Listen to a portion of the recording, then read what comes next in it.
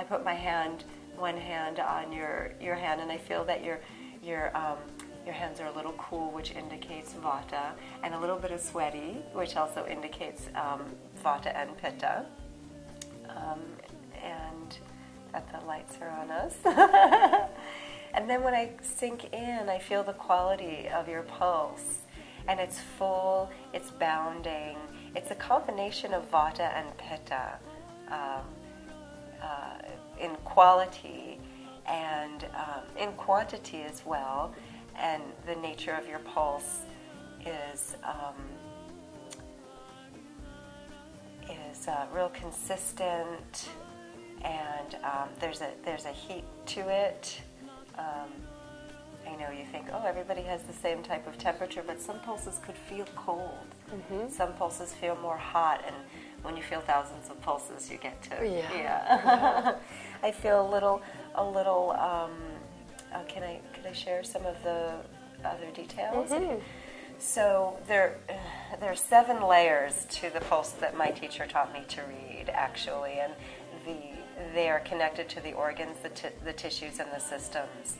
There's a little bit of low lung energy when I feel your pulses, and you confirm that with a history of pneumonia as a child.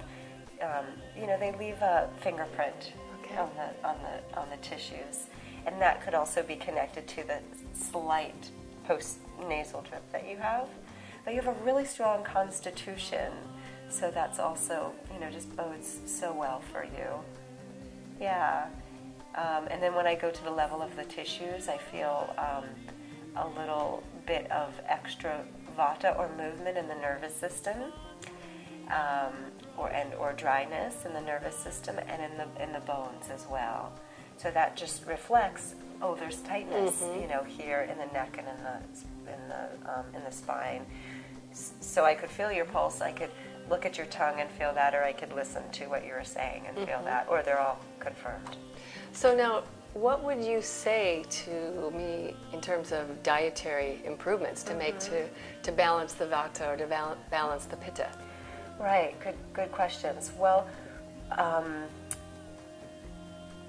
normally, I didn't get your lifestyle diary, so I don't know what's there, but I have a handout that I give to people, and it has 6 pages of Vata, Pitta, and Kapha pacifying foods. Oh, okay. So just in short, in general, foods that are pacifying to Vata, since its nature is movement, mm-hmm. space and air, cold, those foods are warm and grounding.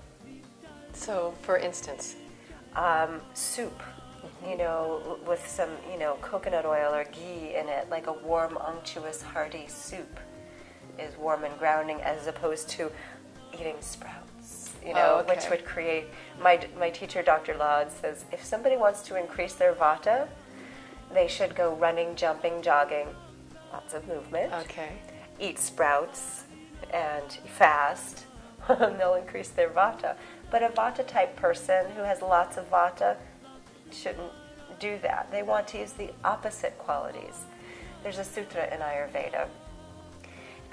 We learn by sutra, that which weaves together. And this sutra is like increases like, mm-hmm. and opposites balance. So if I'm cold, we put a warm coat on. Right.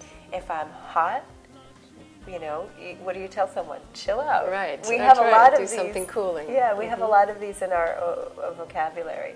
If I'm too heavy, you could put a fire under me, and inspire me and motivate me. To get moving. Oh, okay, that makes a lot of sense. Like increases like and opposites balance. Mm. It's a great piece. So if there's excess heat in the body, take more cooling, less, anti-inflammatory foods. Right.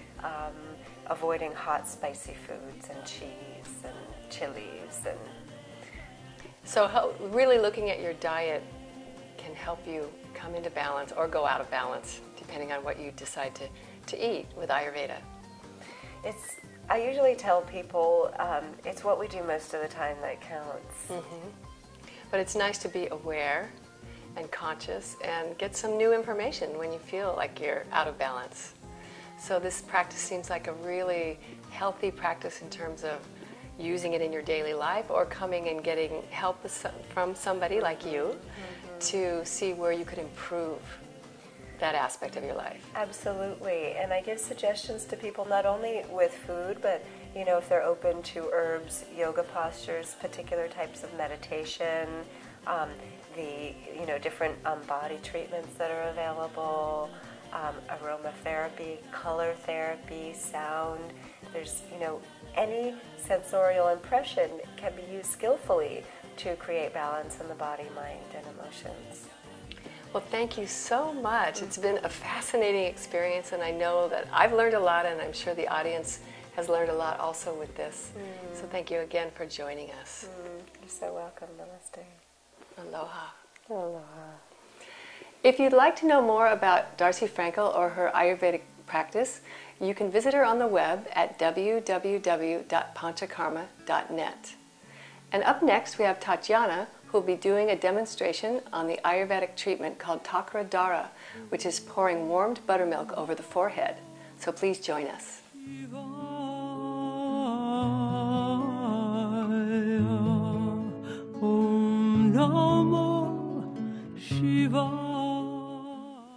We're in the healing room now with Lena and Tatiana. And Tatiana is going to demonstrate the Ayurvedic treatment of Takradhara, which is warm buttermilk being poured over the forehead of Lena. So, can you tell us a little bit about what you're going to do and what it does and how it works? So, Lena's already in position. See how she's got her neck slightly extended here, because we're going to be working with this mama point here. And this is the point that we use to pacify the brain in Ayurveda, and therefore the whole nervous system. Now in Shirodhara, I know you talked about earlier, we use oil. It's a slightly warming treatment. This Takradhara, which literally means pouring buttermilk, is a cooling treatment, because in Ayurveda the properties of buttermilk are cooling. So for this treatment, we're not targeting Vata so much to pacify Vata, we're targeting more the Pitta, the fire. And Pitta is interesting because Pitta is made of fire and water. And fire and water don't mix very well together. No, they don't. And that's the Pitta personality part of us, that what we're going to be working out is to bring peace between the fire and the water. But the buttermilk is still warmed, even though the properties of it are cooling. Yes, this is a very good point. Traditionally, we would pour it cold. In my experience in the West, I don't know why. In India, it seemed okay. But here, it's very jarring, I think, to have it too cold.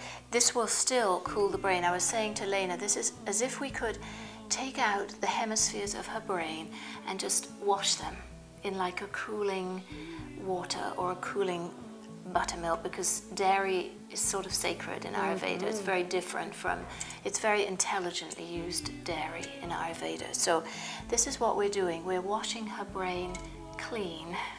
And but of course we don't need to take the brain out. We're going to be pouring the buttermilk onto this point. That's wonderful. But I like this idea of, and Lena was saying to me this would be very helpful for her.